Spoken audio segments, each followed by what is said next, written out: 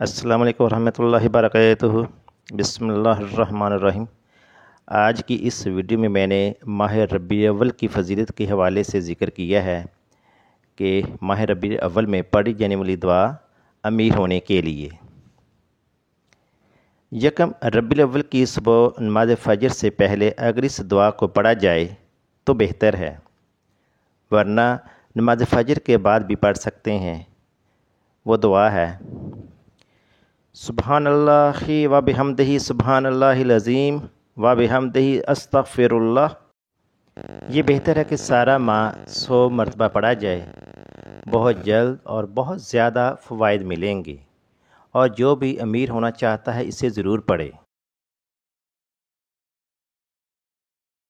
آپ سے گزارش ہے کہ آپ ہماری ویڈیو کو لائک کریں، چینل کو سبسکرائب کریں اور بیل نوٹیفیکیشن کو آن کریں تاکہ آپ کو آنے والی ہر نئی ویڈیو کا نوٹیفیکیشن مل سکے۔ شکریہ۔